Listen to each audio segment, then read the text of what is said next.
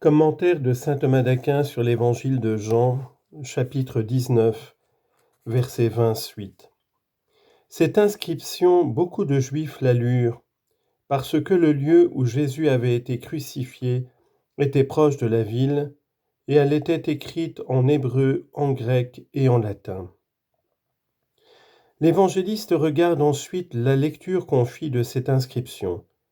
D'abord est montrée la lecture de l'inscription, par quoi est signifié que beaucoup sont sauvés par la foi en lisant la passion du Christ rapportée par ceux qui la virent. Citation. Ces choses ont été écrites afin que vous croyiez.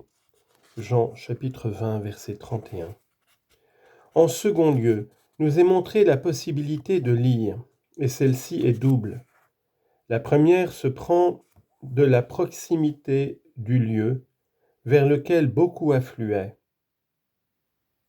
L'autre provient du fait que l'inscription était écrite en plusieurs langues, afin que nul ne l'ignore, et parce que ces trois langues dominaient sur les autres.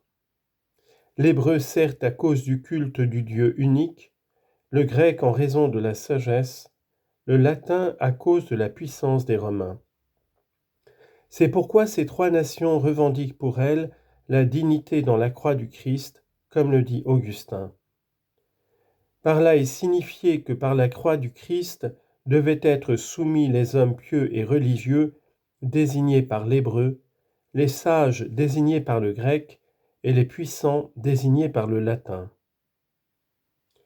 Ou bien par l'hébreu était signifié que le Christ devait régner sur la philosophie théologique qui est signifiée par l'hébreu, parce que c'est aux Juifs qu'a été livrée la connaissance des réalités divines. Mais par le grec était signifié que le Christ devait régner sur la philosophie naturelle et physique, car les Grecs ont peiné sur la spéculation des réalités de la nature. Et par le latin était signifié qu'il devait régner sur la philosophie pratique, parce que chez les Romains prévalait surtout la science morale. Citation. Afin qu'ainsi réduite en captivité, l'intelligence humaine soit ramenée à l'obéissance au Christ. 2 Corinthiens, chapitre 10, verset 5. Versets 21 et 22. Les grands prêtres des Juifs disaient donc à Pilate, « N'écris pas le roi des Juifs, mais que lui-même a dit, je suis le roi des Juifs. » Pilate répondit, « Ce que j'ai écrit, je l'ai écrit. » Jean présente d'abord la tentative des Juifs pour supprimer l'inscription.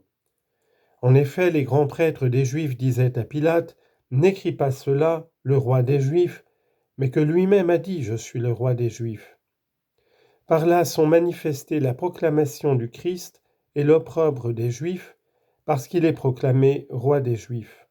En effet, c'est une honte pour les Juifs d'avoir fait crucifier leur roi.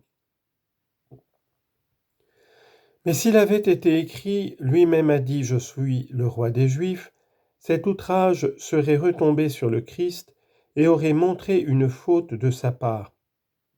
Et telle était leur intention, à savoir retirer sa renommée au crucifié, à qui, vivant, ils avaient déjà retiré la vie. Citation.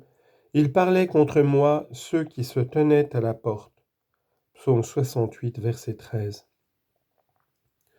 En second lieu est présentée la constance de Pilate pour garder cette inscription, parce que, voulant les couvrir d'ignominie, il ne voulut pas changer la phrase.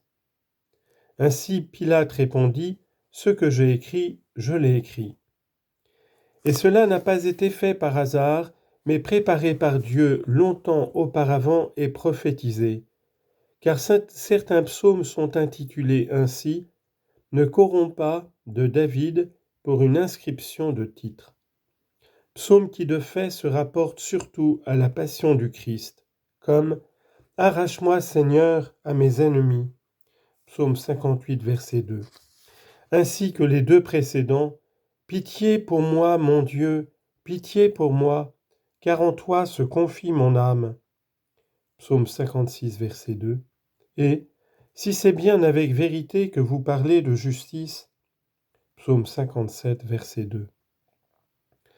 Ainsi les grands prêtres protestaient-ils sottement, car de même qu'on ne peut corrompre ce qu'a dit la vérité, de même ne peut être détruit ce que Pilate a écrit. En effet, Pilate a dit, « Ce que j'ai écrit, je l'ai écrit, parce que ce qu'a dit le Seigneur, il l'a dit, comme le dit Augustin. » Versets 23 et 24. Quand donc les soldats l'eurent crucifié, ils prirent ses vêtements et ils en firent 4 parts, une part pour chaque soldat, et sa tunique. Or la tunique était sans couture, tissée d'une seule pièce à partir du haut. Ils se dirent donc l'un à l'autre, ne la déchirons pas, mais tirons au sort à qui elle sera, afin que s'accomplît l'écriture disant, ils se sont partagés mes vêtements, et mon vêtement ils l'ont tiré au sort. Et c'est bien ce que firent les soldats. L'évangéliste présente ce qui suivit la crucifixion quant aux soldats, et d'abord le partage des vêtements, ensuite le tirage au sort de la tunique sans couture. Enfin, il rappelle une annonce prophétique. Quant au premier point, nous pouvons saisir 2 choses, à savoir l'abjection de la mort du Christ par le fait qu'ils l'ont dénudé, ce qui se faisait seulement pour les personnes méprisables. Deuxièmement, la rapacité des soldats, parce qu'ils prirent ses vêtements et en firent 4 parts, une pour chaque soldat. En effet, ce genre d'homme est très rapace.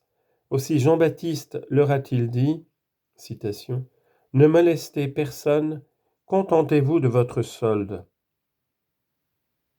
Luc chapitre 3, verset 14. Et encore, il renvoie des hommes tout nus, enlevant les vêtements à ceux qui n'ont pas de quoi se couvrir pendant le froid. Job chapitre 24, verset 7. Quant au deuxième point, il nous donne d'abord la description de la tunique, puis rapporte son tirage au sort. Il dit donc, et sa tunique qu'ils prirent en même temps que les autres vêtements. Or la tunique était sans couture, tissée d'une seule pièce à partir du haut. Et cela il le dit pour montrer la raison pour laquelle on ne la divisa pas. À cause de cela, comme certains le disent, on peut deviner le grand prix de la tunique. Mais Chrysostome, au contraire, dit que l'évangéliste, en disant cela, suggère de manière cachée le peu de valeur du vêtement. Car en Palestine, il existe un genre de vêtement pour les pauvres, fait de plusieurs pièces de tissu assemblées les unes aux autres, comme une seule pièce. Citation. En effet, nous connaissons la grâce de notre Seigneur Jésus-Christ, qui, riche en tout, s'est fait indigent pour nous. 2 Corinthiens 8, 9. Au sens mystique, cela peut se rapporter au corps mystique du Christ. Et ainsi les vêtements sont répartis en 4 parts, parce que l'Église s'est répandue aux 4 coins du monde. Citation. « Je suis vivant, moi, dit le Seigneur, de tout ceci comme d'un ornement tu seras revêtu, et tu t'en pareras comme une épouse. » Isaïe 49, 18.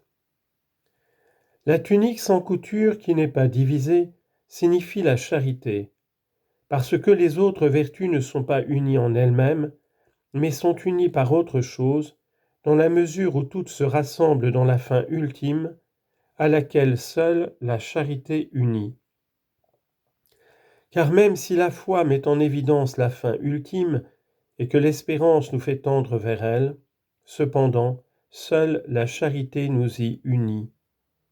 Citation. « Gardant par-dessus tout la charité qui est le lien de la perfection. » Colossiens 3, 14. Et il est dit qu'elle est tissée à partir du haut, parce que la charité est au-dessus de toutes les autres vertus. Citation. « Je vais vous montrer une voie plus excellente. » 1 Corinthiens 12, 31. Et encore, connaître l'amour du Christ qui surpasse toute connaissance, afin que vous soyez comblés de toute la plénitude de Dieu.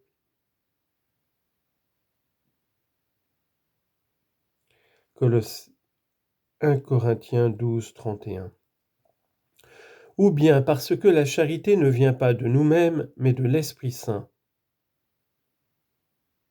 Citation. La charité de Dieu a été répandue dans nos cœurs par l'Esprit Saint qui nous a été donné. Romains 5, 5. Cela peut encore se rapporter au vrai corps du Christ, et ainsi elle est tissée à partir du haut, parce que le corps du Christ a été formé par une puissance venue d'en haut, à savoir celle de l'Esprit Saint. Citation. Ce qui est né en elle vient de l'Esprit Saint. Matthieu 1, 20. Ils se dirent donc l'un à l'autre, ne la déchirons pas, mais tirons au sort à qui elle sera. Il existe en effet un sort divinatoire, et celui-ci, parce qu'il n'a pas de nécessité, est illicite. Il existe aussi un autre sort permettant de diviser, et celui-ci est licite pour les réalités du monde, mais non pour les réalités spirituelles, en ce sens que les réalités que les hommes ne sont pas aptes à diviser selon leur propre jugement, il les confie au jugement et au conseil divin. Citation. Les sorts se jettent dans le pli du vêtement, mais c'est par le Seigneur qu'ils sont dirigés. Proverbe 16, 33. Et encore, le sort apaise la contradiction et décide entre les puissants. Proverbe 18, 18. Cependant, on voit en Matthieu qu'ils tirèrent au sort ses vêtements. Réponse. Il faut dire que Matthieu ne dit pas qu'ils les tirèrent tous au sort, mais que tandis qu'ils se partagèrent les autres vêtements, ils tirèrent au sort la tunique. En outre, Marc insiste encore davantage, ils tirèrent au sort ce que chacun prendrait. Marc 15, 24. Donc, toutes les parts.